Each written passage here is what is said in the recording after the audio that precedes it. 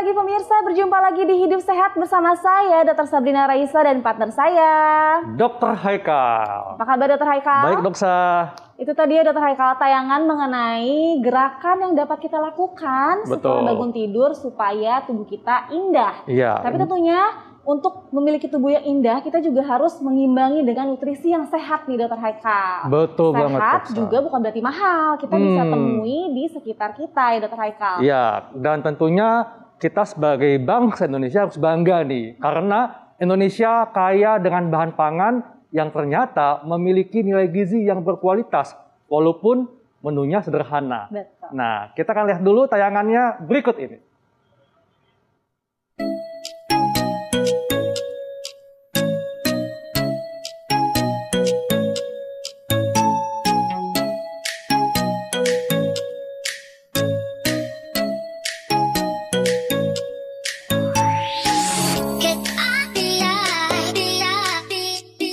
Pemirsa Hidup Sehat, hari ini tepat tanggal 25 Januari 2020. Diperingati sebagai Hari Gizi Nasional loh. Ngomong-ngomong soal gizi, apakah sarapan Anda hari ini sudah kaya gizi? Nah, sebagaimana kita tahu, Indonesia ialah negara yang memiliki kekayaan alam bermacam-macam. Mulai dari kekayaan alam di darat hingga lautan. Bukan tidak mungkin untuk mencari bahan makanan bergizi tinggi tidaklah sulit.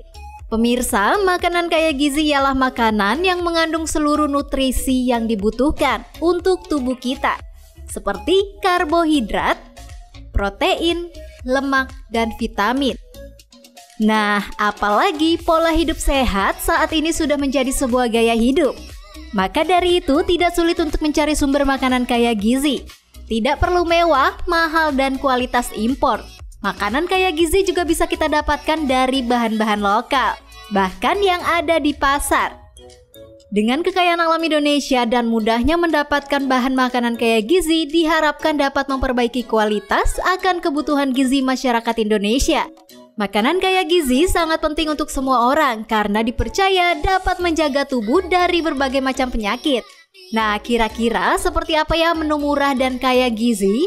Simak yuk jawabannya bersama dokter di studio Hidup Sehat berikut ini.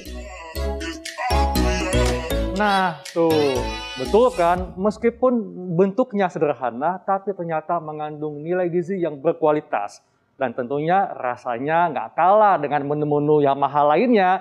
Nah, untuk membahasnya, di tengah kita sudah ada Dr. Feni Nugraha, spesialis gizi klinik. Pagi dok, apa kabar? Halo, pagi dok, sehat. Pagi. Iya, dok. Kita akan membahas tentang menu-menu apa saja yang murah tapi ternyata kaya gizi dok. Nah, namun sebelumnya ada fakta mitos nih dok ya.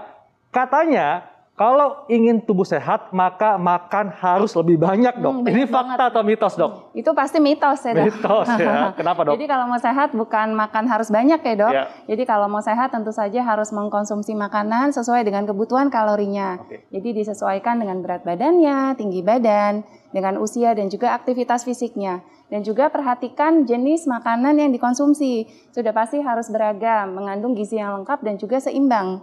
Jadi harus penuhi nih kebutuhan karbohidrat, protein, lemak, dan juga jangan lupa vitamin dan mineral. Jadi kalau makan banyak malah obesitas dok ya. Jadi harus seimbang ya. Iya, sesuai dengan kalori masing-masing. Terus katanya nih dok, ngomongin kalori nih bagi orang yang sedang diet nih dok. Katanya tuh makanan yang digoreng-goreng itu nggak baik untuk kesehatan. Nah itu fakta atau mitos dokter? Nah itu fakta dok. Fakta. Jadi makanan yang digoreng pasti mengandung tinggi akan lemak yang tidak sehat atau kita kenal dengan lemak jenuh ya dok. Nah apalagi kalau konsumsinya terlalu berlebihan, dia bisa meningkatkan resiko kadar kolesterol yang jahat atau LDL dalam tubuh kita meningkat. Sehingga tidak baik untuk fungsi pembuluh darah dan juga jantung. Apalagi nih kalau kita menggorengnya pakai minyak jelantah dok, yang memang sudah digunakan berulang kali, itu akan menghasilkan senyawa yang dapat meningkatkan resiko terjadinya kanker dan juga berbahaya untuk kesehatan karena terbentuknya berbagai radikal bebas. Dan juga makanan yang digoreng sudah pasti mengandung tinggi kalori dok. Lebih tinggi kalori. Iya, sudah pasti akan meningkatkan resiko obesitas gitu. Oke, kalau gitu dok, berapa batas makanan yang digoreng yang boleh dikonsumsi dalam sehari dok? Nah, kalau misalnya mungkin bisa agak dibatasi mungkin lebih baik. Nah, sebenarnya tergantung dari kebutuhan lemak masing-masing. Tapi mungkin seperti 1 kali sehari, sisanya mungkin pilih pengolahan yang lebih sehat, Dok. Betul. Jadi contohnya entah dibakar, atau panggang, pepes, rebus, kukus, atau ditumis, atau dibuat sop gitu. Susah ya, Dok, pertanyaannya ya? Kalau ditumis berarti boleh, Dok, ya? Boleh. Jadi kalau tumis mungkin menggunakan minyak yang sehat, seperti minyak zaitun atau canola gitu. Oke. Dokter, lalu selanjutnya kalau ditumis tuh bagusnya itu pakai minyak apa? Kan biasanya kan orang India tuh biasanya pakai virgin olive oil atau coconut oil tuh gimana tuh, Dok? Ya, jadi kalau menumis tadi seperti yang dikatakan menggunakan minyak yang sehat. Jadi minyak sehat itu termasuk ke dalam lemak yang tidak jenuh, Dok. Jadi mungkin kalau untuk memasak, kalau ingin menggunakan minyak zaitun, mungkin bisa menggunakan yang light atau extra light gitu karena smoke point-nya lebih tinggi, atau bisa dengan menggunakan minyak canola itu juga boleh, Dok. Oke, itu ntar ditumis di atas wajan panas minyaknya atau nanti di dressing biar orang-orang paham gitu? Ya, mungkin kalau misalnya seperti minyak zaitun memang smoke point-nya tidak terlalu tinggi, jadi mungkin tidak boleh terlalu lama, Dok. Seperti contohnya seperti kita menumis sayuran, ya mungkin sebentar saja, jangan sampai layu gitu. Atau mungkin kalau kita mau menggunakan seperti yang extra virgin atau virgin olive oil, mungkin bisa digunakan sebagai dressing, mungkin terakhir dimasukkan agar lebih sehat dan tidak rusak si minyaknya. Iya betul. Jadi dia punya kalau kepanasan jadi rusak pemirsa. Ya, jadi kalau mau pakai virgin olive oil itu di panas yang ringan saja ya. Benar banget. Baik.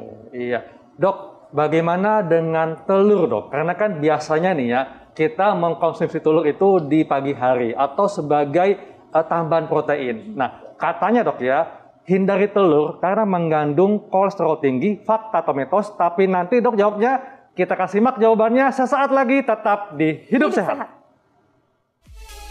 Tuh kan, banyak sekali pangan lokal yang bernilai gizi tinggi. Ada ikan kembung, tahu, tempe, daun kelor, dan ubi ungu. Kalau Doksa sukanya apa nih? Aku suka ikan kembung sama tahu tempe ya. Itu kayak tahu tempe wajib lah, Dok. Itu digoreng atau direbus? Masih digoreng sih, Dok. Tapi dipepes tahu enak juga, Dokter Haikal. Atau banyak ikan cara kembung lah ya. dipepes. Dokter sukanya apa? Saya suka sama tahu, tempe, ikan kembung, tapi saya kadang-kadang tuh digoreng. Sama. Ini yang nggak sehat nih ya. Itu harus dikurang-kurangin ya. Betul. Nih, Dokter Fendi langsung ketawa nih, Dokter Haikal. Mengamati nih, Dokter Fendi. Dok, tadi sempat ada yang menggantung, Dok, pertanyaan, Dok ya. Telur katanya mesti dihindari karena mengandung kolesterol tinggi. Ini fakta atau mitos, Dok? Nah, ini sebenarnya mitos, Dok, tergantung dari bagian telur dari mana yang kita konsumsi, yang mana. Jadi telur itu kan ada kuning telur dan putih telur ya, Dok, gitu. Jadi memang yang mengandung kolesterol tinggi itu adalah si kuning telur. Jadi 1 butir kuning telur mengandung kolesterol kurang lebih 180 hingga 200 mg. Nah, sedangkan batasan konsumsi kolesterol bagi yang memiliki kolesterol tinggi itu hanya 200 mg per harinya. Gitu. Jadi memang harus sangat dibatasi konsumsi kuning telur per harinya. Sedangkan berbeda dengan kuning telur, si putih telur itu ternyata tidak mengandung kolesterol, Dok. Jadi mengandung protein yang cukup tinggi, sehingga lebih direkomendasikan pada penderita kolesterol tinggi. Untuk konsumsi yang putih saja, Dok ya? Iya, benar. Jadi kalau misalkan mau makan telur tuh memang harus dibatasi ya, apalagi Anda yang sudah tahu nih kolesterolnya tinggi. Kuningnya lebih baik jangan dimakan, makannya putihnya atau dibatasi ya, Dokter Feni ya. Oke, selanjutnya nih, Dok, fakta mitos selanjutnya. Buah dan sayuran mentah itu katanya lebih baik daripada yang sudah dimasak. Fakta atau mitos, Dok? Nah, itu fakta, Dok. Fakta. Ya, kenapa? Karena di dalam buah dan sayur ini mengandung berbagai vitamin, mineral, dan juga antioksidan gitu. Di mana warna-warni yang berbeda, antioksidannya berbeda. Nah, ketika kita mengolah si buah dan sayur, contohnya nih seperti dimasak, ternyata bisa mengurangi atau merusak kandungan vitamin dan mineral yang ada di dalamnya. Apalagi kalau suhunya terlalu tinggi, Dok. Gitu, memang lebih direkomendasikan konsumsi mentah, asalkan pencucian dilakukan secara baik dan benar, agar terbebas dari kotoran, bakteri, telur cacing yang menempel dan mungkin bahkan tidak terlihat gitu. Yang ketika kita harus memasak si sayuran, mungkin cara terbaik untuk mengolahnya seperti dikukus, ya, atau mungkin kalau mau direbus jangan terlalu lama, tunggu sampai airnya panas mendidih baru sayurnya dimasukkan, dan air rebusannya jangan lupa untuk dikonsumsi, gitu, Dok. Dan apalagi ada sejumlah sayuran seperti tomat yang manfaatnya akan lebih terasa kalau dikukus, Dok ya? Betul, ya. Karena ketika direbus ternyata kandungan likopennya itu lebih tinggi, Dok. Betul, Dok. Dok, ini biasanya, Dok ya, yang paling umum tersedia di rumah adalah makanan yang dalam bentuk kemasan, ya, karena lebih praktis. Nah, Namun dok, katanya kalau makanan kemasan itu mengandung bahan pengawet, jadi tidak sehat untuk dikonsumsi. Ini fakta atau mitos dok? Nah, ini menjadi fakta kalau konsumsinya berlebihan dok. Ya, dengan catatan berlebihan. Jadi makanan kemasan atau makanan siap saji ini cenderung biasanya mengandung lemak yang tidak sehat atau lemak jenuh, tinggi gula, tinggi garam, dan juga tinggi kalori. Yang ketika kita konsumsi terlalu berlebihan, ini bisa meningkatkan resiko obesitas, penyakit darah tinggi, diabetes, penyakit jantung. Nah, berbicara mengenai si pengawet yang ada di makanan kemasan, memang jika sudah melewati si BPOM, ya harusnya sih cukup aman dok untuk dikonsumsi. Nah, asalkan mungkin tidak boleh terlalu berlebihan. Ya, segala sesuatu yang berlebihan pasti tidak sehat dok. Iya. Dok, bagaimana dengan bahan pengawet alami seperti yang terdapat di ikan asin? Nah, apakah ini aman untuk dikonsumsi setiap hari atau bagaimana dok? Nah, aman, tapi dengan catatan mungkin hati-hati bagi penderita tekanan darah tinggi ya dok, gitu. Karena yang seperti itu pasti kan tinggi akan garam, tinggi akan natrium, dan takutnya kalau dikonsumsi berlebihan pada penderita tekanan darah, takutnya tekanan darah tingginya akan naik gitu. Baik. Jadi tetap makanan yang fresh yang dibuat sendiri itu pasti jauh lebih baik ya, lebih banyak manfaatnya daripada makanan yang sudah dalam kemasan. Setuju. Baik dokter, nah ini selanjutnya perlu dihindari nih kalau orang lagi pada diet dok. Makanan yang tinggi lemak dokter, karena katanya fakta mitosnya nih, makanan tanpa lemak dan rendah lemak ini selalu lebih sehat. Ini fakta atau mitos? Nah, ini mitos dok. Mitos. Ya, jadi banyak orang beranggapan ketika suatu makanan diberi label nih rendah lemak atau tanpa lemak, banyak orang beranggapan makanan tersebut sehat, padahal belum tentu. Nah, tergantung dari makanan rendah lemak seperti apa yang kita konsumsi dan yang dimaksud gitu. Jadi memang cenderung biasanya sebagian makanan yang berlabel si rendah lemak atau tanpa lemak ini mengandung tinggi akan gula. Mungkin ditambahkan tepung-tepungan dan juga mengandung tinggi kalori.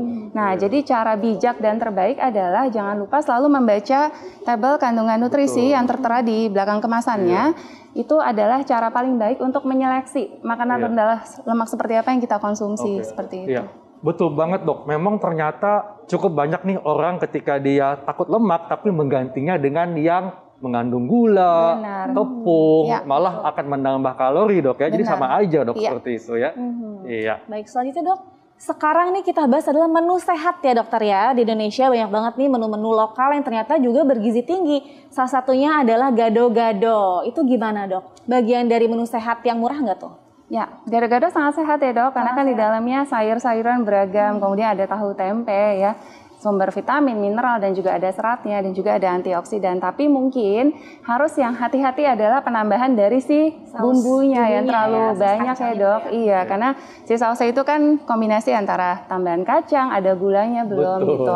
Jika berlebihan ya sama aja menjadi tidak terlalu sehat seperti itu ya. Jadi Mungkin dapat dikatakan gado-gado meskipun dia mengandung banyak sayuran, tapi kalau ditambah dengan bumbu yang banyak bisa menambah jumlah kalorinya dok. Benar, setuju. Jadi mungkin kalau makan gado-gado bumbunya dipisah begitu ya dok. Mungkin diambil saja secukupnya gitu. Sedikit aja gitu. Terus dok, makanan yang lain dok yang murah tapi gizi tinggi apa tuh dok contohnya?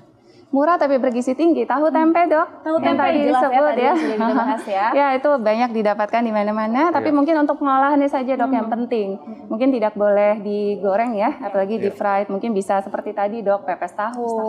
Ya mungkin ditumis dengan sayur gitu. Mungkin seperti tempe mungkin bisa dibacem, mungkin jangan yang goreng. Atau pilihan lain ya ikan, berbagai macam ikan itu tinggi dan kaya akan omega 3 dok. Ya tidak harus ikan yang mahal-mahal. Betul. Ya ikan di sini juga banyak sekali yang murah yang memang bergizi tinggi. Betul. Contohnya tadi kayak ikan kembung ya dok ya, yang juga gizinya tinggi. Oke. Baik dok, tipsnya kepada masyarakat supaya masyarakat bisa tetap mendapatkan nilai gizi yang tinggi, yang berkualitas, tapi menunya murah namun tetap sehat dan gampang didapatkan. Silakan dok. Ya, jadi kita telah membahas bahwa mengkonsumsi makanan yang sehat sangatlah penting. Nah, untuk apa? Untuk menjaga agar daya tahan tubuh kita tetap baik, terutama di era pandemi seperti ini. Nah, jadi harus perhatikan yang pertama jumlah kalori yang Anda konsumsi. Yang kedua, ketahuilah kandungan zat gizinya, jadi jenis makanan apa yang Anda konsumsi. Nah, cara mudahnya sebenarnya dengan membaca tabel kandungan nutrisi, atau setiap kali Anda mengkonsumsi suatu makanan, sekarang sudah era digital dok, jadi sangat mudah untuk mengetahui mengetahui berapa sih kandungan nutrisi di setiap makanan. Dan makanan yang sehat belum tentu selalu harus mahal. Betul. Jadi Anda bisa memilih makanan yang murah meriah tetapi sehat. Betul. Gitu. Jadi nggak ada alasan ya mau makan sehat.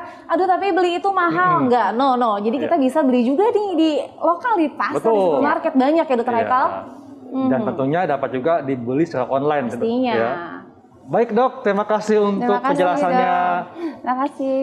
Nah, Dok Sasha, ini kan kita masih dalam musim hujan, Dok. Betul. Ya. Kadang-kadang penyakit seperti flu itu datang menghinggap, batuk, pilek juga. Yang paling menjengkelkan kalau lagi flu itu hidung mampet, Dok. Betul. Itu kelihatannya tuh kayak gangguan kecil, tapi sebenarnya mengganggu aktivitas tuh. Gimana sih Dok cara ngatasinnya? Padahal kita bisa mengatasinya dengan cara sederhana. Nah, pengen tahu seperti apa caranya? Saksikan tetap di Hidup Sehat.